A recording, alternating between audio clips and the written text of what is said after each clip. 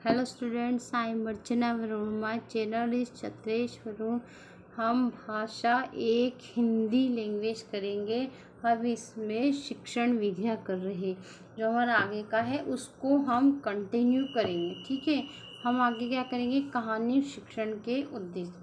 छात्र ज्ञान को रोचक और सरल रूप में प्रस्तुत करना, छात्रों में भाषा व साहित्य के प्रति रुचि उत्पन्न करना, बालकों को यथार्थ व आदर्श जीने की प्रेरणा देना और उनके संवेगों को उचित प्रशिक्षण देना, बालकों की कल्पना व स्मरण शक्ति का विकास और उनके ज्ञान में वृद्धि करना, बालकों का सर्वांगीण विकास करना और मनोरंजन करना, सूक्ष्म व कठिन तथ्यों को सरल और बोधगम्य बनाकर सुनाना, पाठ्य विषय के प्रति जिज्ञासा और रुचि पैदा करना, बालकों में सामाजिकता की भावना का विकास करना।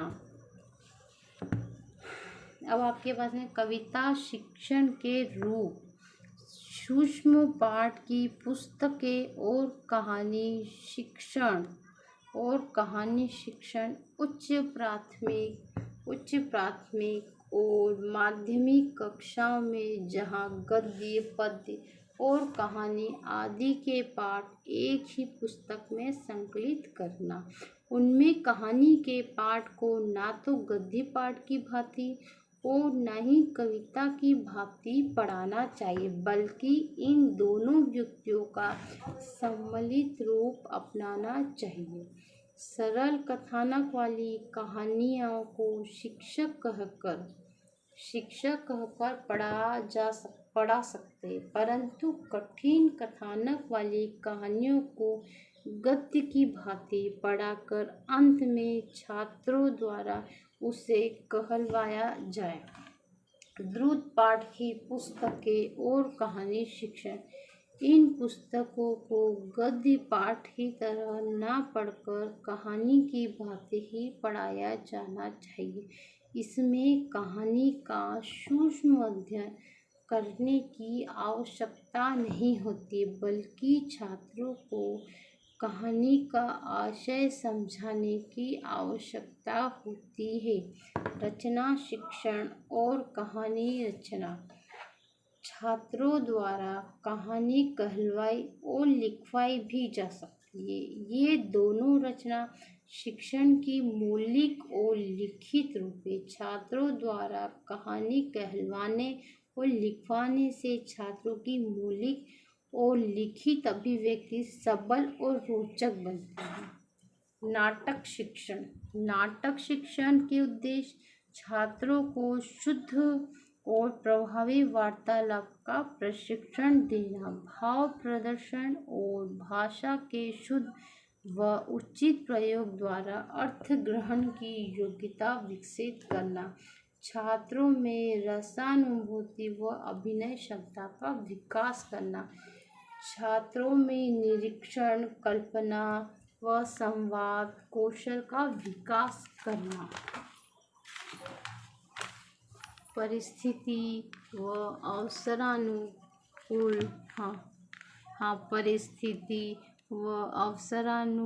व्यवहार की शिक्षा देना, छात्रों को समाज या देश की तात्कालिक परिस्थितियों से अवगत कराना, साहित्य के प्रति रुचि पैदा करना और उनका मनोरंजन करना, संतुलित व्यवहार और नैतिक शिक्षा प्रदान करना।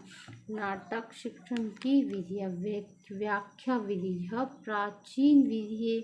इसमें छात्र सक्रिय रहते, इसलिए यह विधि मनोवैज्ञानिक नहीं है। इसमें नाटक की कथा वस्तु, पाठ,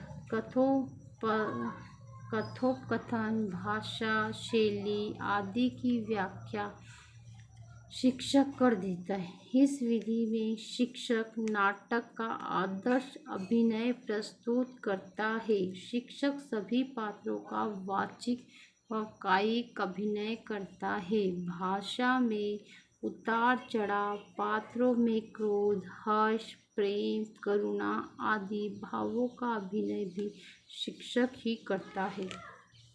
कथा विनय। कथा विनय विधि यह विधि व्याख्या विधि का परिष्कृत रूप है। इसमें कक्षा के छात्र अलग अलग पात्रों की भूमिका प्रस्तुत करते हैं। इसमें छात्रों को आगे और वाचिक अभिनय को रंगमंच विधि के अनुसार होता है, परंतु पाठों की वेशभूषा व दृश्य परिवर्तन नहीं होता। यह नाटक शिक्षण की उत्तम विधि है। प्राथमिक कक्षाओं में विशेष उपयोगी है। अभिनय में भाग लेने से छात्रों में झिझक दूर होती है। छात्र पाठ को भली भांति समझ भी लेता। रंगमंच अभिनय विधि यह प्रयोग विधि है। इसमें रंगमंच तैयार करके छात्र पात्र और परिस्थिति के अनुरूप विविध वेशभूषा धारण कर नाटक का अभिनय करते। नाटक एक दृश्य काव्य है, इसलिए इस विधि से पढ़ाने पर देखी हुई बातें छात्रों के मस्तिष्क में स्थायी प्रभाव डालती। इसमें बालकों की अभिव्यंजना शक्ति भी बढ़ती है, उनमें संकोच भी दूर होता है। अब हम करेंगे भाषा शिक्षण के उपागम। भाषा शिक्षण को प्रभावी बनाने में भाषा शिक्षण की विभिन्न विधियों के साथ साथ भाषा शिक्षण के उपागमों की महत्वपूर्ण भूमिका है।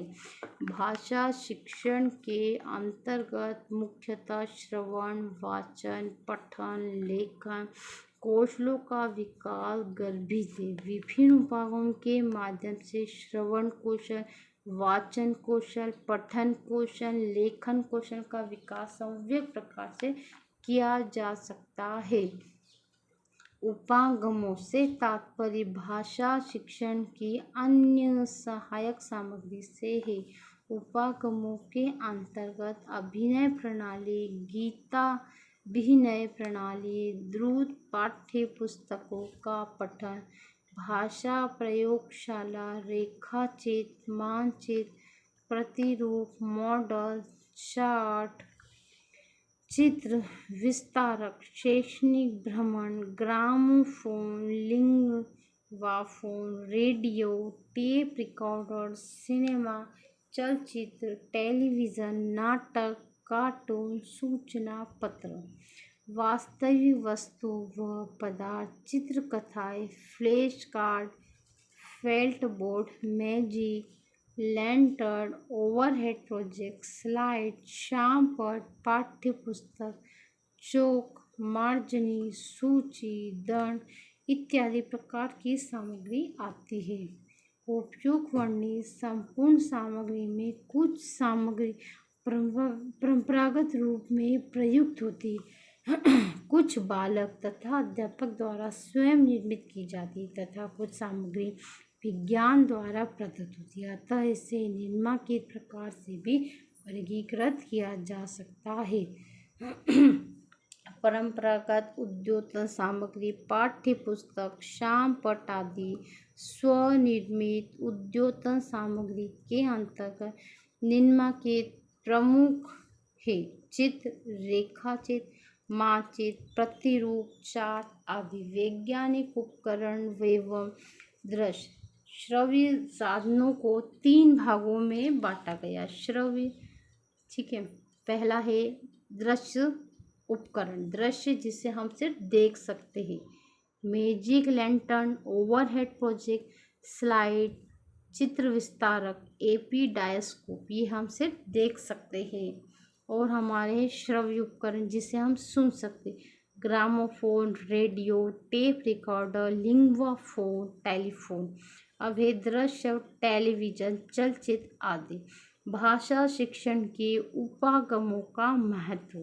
पहला, मनोविज्ञान के विकास द्वारा यह सिद्ध हो चुका है कि एक से अधिक इंद्रियों द्वारा प्राप्त ज्ञान अधिक स्पष्ट, पूर्ण, सहज, रुचिकर तथा स्थायी होता है।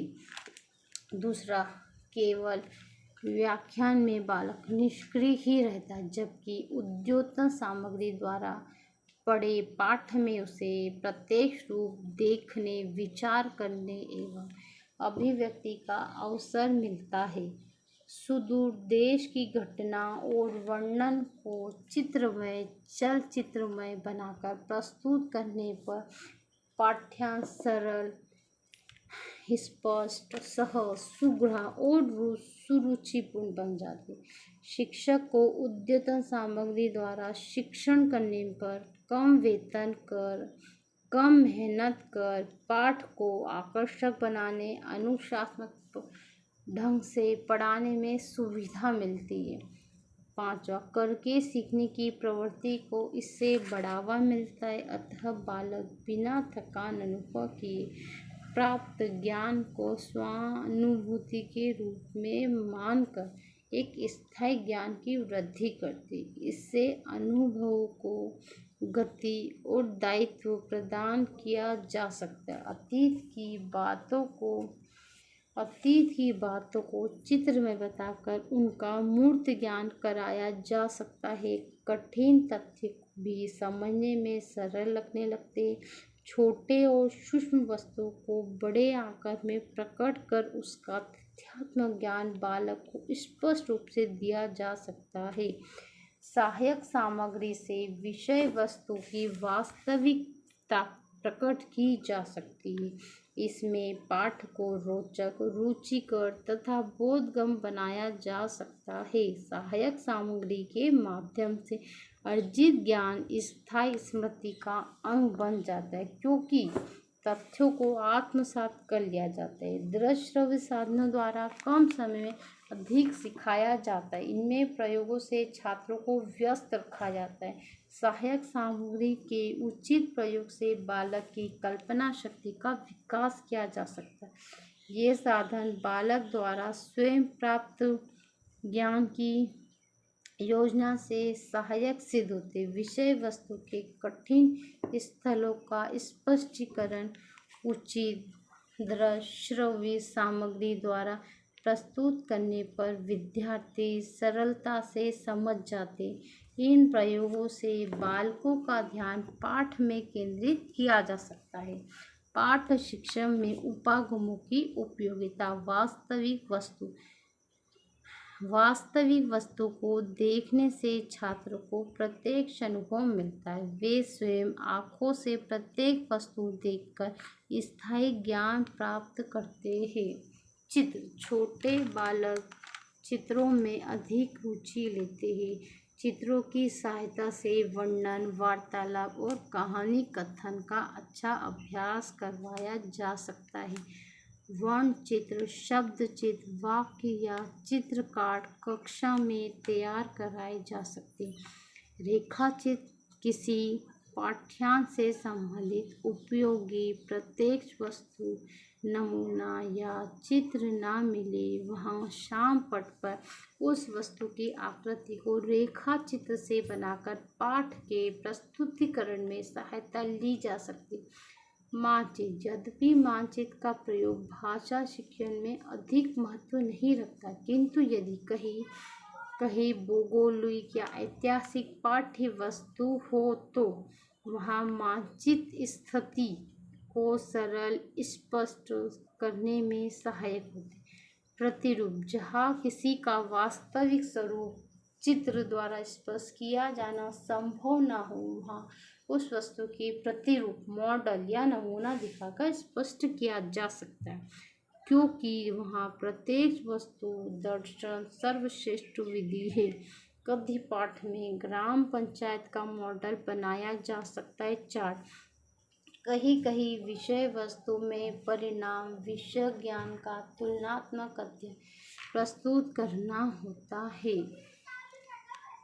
वहाँ पर चार्ट या ग्राफ का उपयोग करना चाहिए। हिंदी साहित्य का काल विभाजन चार्ट की सहायता से बताया जाए। चित्र विस्तार। इस यंत्र के माध्यम से कोई चित्र या मानचित्र बड़े आकार में दिखाया जा सकता है। बड़े आकार के चित्र खरीदना कठिन कार्य, अतः इस यंत्र के माध्यम से छोटे चित्रों को विस्तृत करके दिखाया गया है। गद्य रचना के पाठ में इसका उपयोग महत्वपूर्ण है। सरस्वती यात्राएं। कक्षा शिक्षण के पूरक के रूप में ये सरस्वती यात्रा शैक्षणिक भ्रमण का महत्वपूर्ण है। साथ ही निरीक्षण शक्ति का भी विकास होता है। छात्रों को बाहर ले जाकर बाह्य वातावरण से परिचय करा जाता है। समय समय पर इस प्रकार की यात्राओं का अवसर दिया जाता है। प्रत्येक यात्रा के पश्चात छात्रों को यात्रा वृत्तांत लिखने हेतु कहा जाता है। यह दृश्य साधनों में सबसे महत्वपूर्ण और वास्तविक है। कौन से दृश्य साधन? ग्रामोफोन के माध्यम से बालकों को सुंदर गीतों, कविताओं तथा पद्यांश को सुनकर उनका ध्यान साहित्य की ओर आकृष्ट किया जा सकता है। महापुरुषों के भाषणों, उपदेशों, कविता पाठों, नाटकों तथा कहानियों के रिकॉर्डों द्वारा छात्रों को नैतिक शिक्षा एवं शिक्षात्मक मनोरंजन होता है। लिंगाफोन भाषा शिक्षण में लिंगाफोन पद्धति द्वारा किसी भी भाषा के सामान्य ध्वनि का शुद्ध उच्चारण, वाक्य संचरण पर पाठ का वार्तालाप रिकॉर्ड के माध्यम से सिखाया जाता है। ये रिकॉर्ड पत्राचार के माध्यम से हिंदी की पाठ्य सामग्री के संदर्भ सामग्री में तैयार की गई। इन रिकॉर्डों को डिस्क रिकॉर्ड भी कहते हैं। रेडियो के द्वारा प्रौढ़ शिक्षा तथा स्थिर शिक्षा के प्रसार को भी पर्याप्त सहायता मिल रही। कविता पाठ, वाद विवाद तथा नाटक प्रतियोगिता, समाचार को प्रोत्साहित किया जाता है। टेप रिकॉर्डर द्वारा वार्तालाप, भाषण, किसी का कथन या पाठ्य विषय वस्तु को टेप में रिकॉर्ड कर लिया जाता तथा आवश्यकता अनुसार टेप की हुई ध्वनि को चाहे जब सुना जा सकता है। भाषा शिक्षण में उच्चारण, वाचन संबंधी दोष इसके द्वारा शीघ्रता से दूर किए जा सकते हैं। सिनेमा या चलचित्र की सहायता से बालक शीघ्रता से समझ लेते और हृदयंगम कर लेते। बच्चों को विद्यालय की ओर ऐसे चित्र दिखाने चाहिए जिसका कथानक बाल जीवन की समस्या से संबंधित होता है। बालकों को वास्तविक जीवन की चलचित्र, समाचार, चलचित्र आदि दिखाई जा सकती जो कि शिक्षाप्रद हो। नाटकीय आलोचना और प्रभावशाली संवाद का ज्ञान कराया जा सकता है। गांधी जी, श्रवण कुमार, हरिश्चंद्र, झांसी की रानी जैसी फिल्में उपयोगी। टेलीविज़न बोलने वाले या गाने वालों की स्पष्ट आकृति टेलीविज़न में दिखाई देती है। इसलिए सहायता से घर बैठे संसार के दर्शन कर सकते। सभी राज्यों में टेलीविज़न रिले केंद्र स्थापित किए गए। दूरदर्शन पर कठपुतली के माध्यम से हिंदी भाषा की शिक्षा दी जाती। कठपुतली रुचिकर, रोचक, चिरस्थायी ज्ञान देने का उपयुक्त माध्यम है। नाटक पाठ्य पुस्तक में निर्धारित नाटक स्कूल के रंगमंच पर सफलतापूर्वक खेले जा सकते और इसकी सहायता से फिर कक्षा में वही नाटक यही मातृभाषा शिक्षक पढ़ाए तो पाठ अत्यंत सफल हो सकेंगे। कक्षा के विद्यार्थी द्वारा बाल सभा के माध्यम में नाटक रंगमंच पर खेला जा सकता है जिसके फलस्वरूप नाटकों का अध्ययन सजीव बन सकेगा। कार्टून या सूचना पर बहुत से हास्यपद तथ्य घटनाएं द्वारा कक्षा में प्रस्तुत किए जा सकते। एक बड़ा सूचना पट भित्ति पत्रिकाओं के लिए बनवाया जा सकता है। निबंध शिक्षण में सूचना पट नामक साधन का आश्रय लिया जा सकता है। कार्टून में भाषा के गुण भावों को प्रकट किया जाए। इस प्रकार के उपागम भाषा दक्षता के विकास में सहायक है। भाषा दक्षता का विकास बालक जिस समाज में रहता है उसमें प्रयुक्त होने वाली भाषा को वह अपने आप सुनने बोलने लगता है। इस प्रक्रिया में भाषा सीखने की कुछ मनोवैज्ञानिक प्रवृत्तियां कार्य करती वे इस प्रकार हैं: जिज्ञासा, अनुकरण और भाषा। बालक अपनी आवश्यकता की पूर्ति के लिए भाषा सीखता है। इससे उसकी जिज्ञासा पूरी होती है और अनुकरण को बल मिलता है तथा वह उसके अभ्यास में लग जाता है। स्वस्थ, तीव्र बुद्धि और संतुलित भावों वाले बालक की भाषा शब्द भंडार। हाँ, बालक अपनी आवश्यकता की पूर्ति के लिए भाषा सीखता है। इससे उसकी जिज्ञासा पूरी होती और अनुकरण को बल मिलता है तथा वह उसके अभ्यास में लग जाता है। स्वस्थ, तीव्र बुद्धि और संतुलित भावों वाले बालक की भाषा शब्द भंडार मजबूत होंगे। संतुलित विकास के लिए उसे अच्छे सामाजिक और सांस्कृतिक वातावरण में रखना चाहिए। भाषा सीखने की प्रक्रिया: दृष्टिबिंब, श्रुतिबिंब, भावबिंब, विचारबिंब। बालक द्वारा अपने आसपास की वस्तुएं, वातावरण या दृश्य देखने से उसके मस्तिष्क में इनका दृश्यबिंब बनता है। उसे बार बार और बदली हुई परिस्थितियों में देखने से उसमें दृढ़ता बढ़ती है।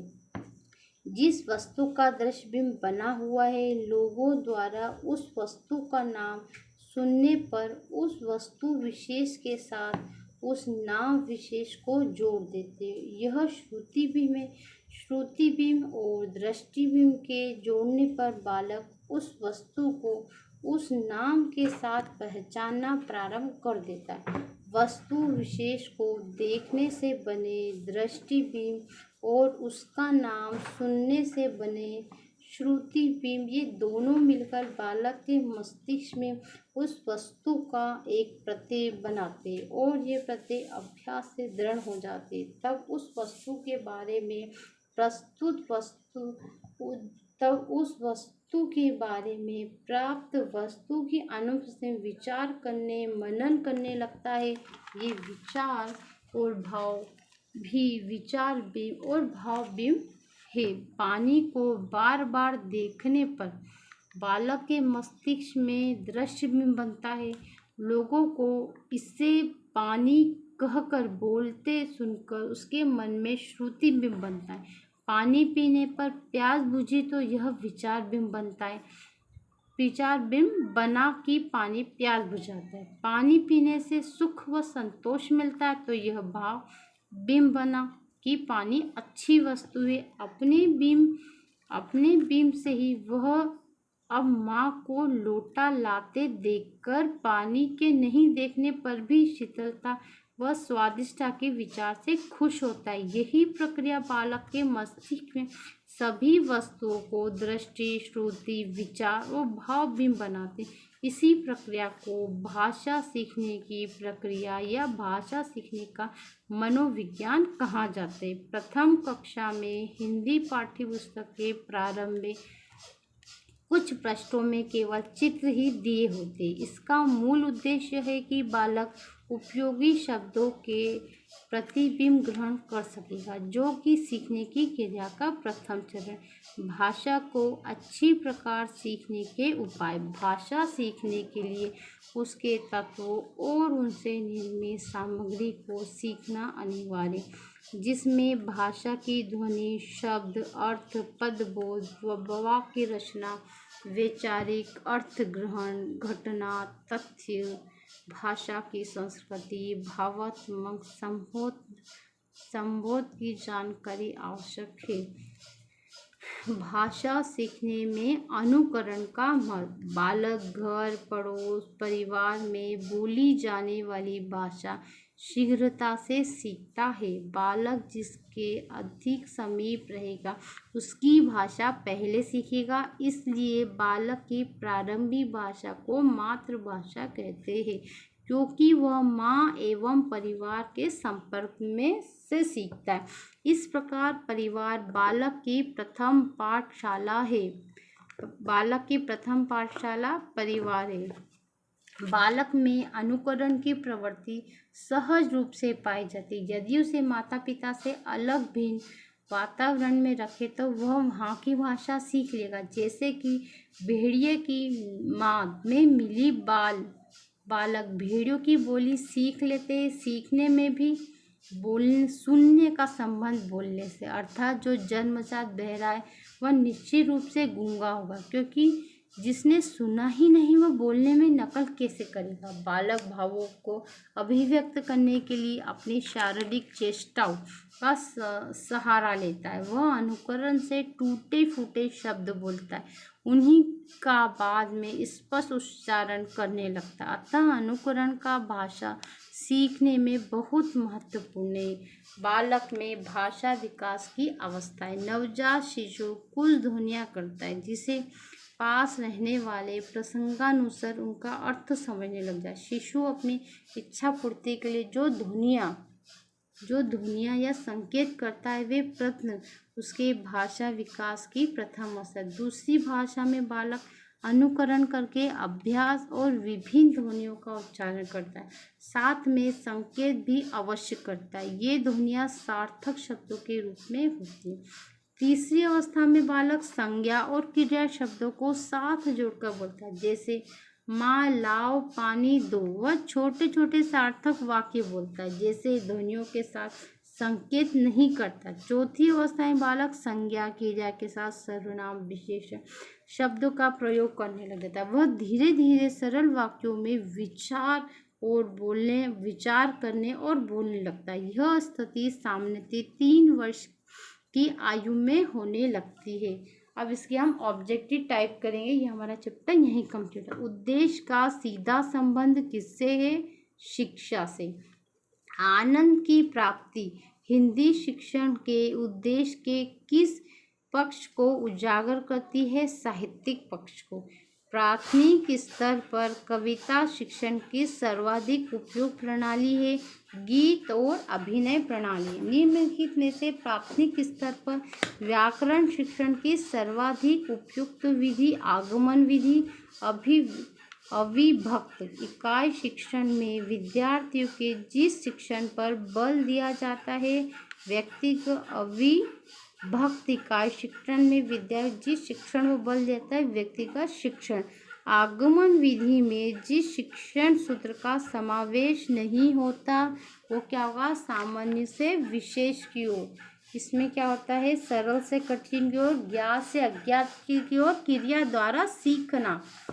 बालक के भाषा सीखने में महत्वपूर्ण योगदान है अनुकरण का।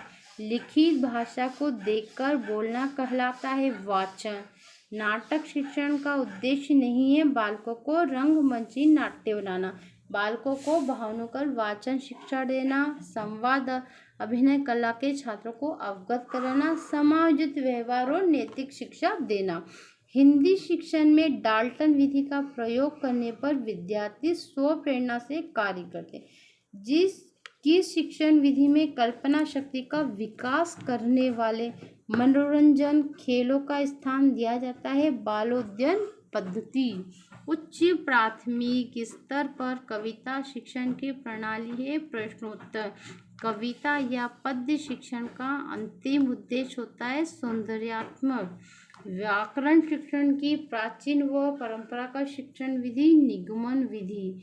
कहानी शिक्षण का उद्देश्य छात्रों को भाषा शैली मुहावरों से अवगत कराना, छात्रों को जीवन के प्रति यथार्थ व स्वाभाविकता का ज्ञान कराना, छात्रों में भावात्मक तथा चारित्रिक गुणों में विकास करना। उपयोग सभी निम्नलिखित में से दृश्य श्रव्य उपकरण है दूरदर्शन।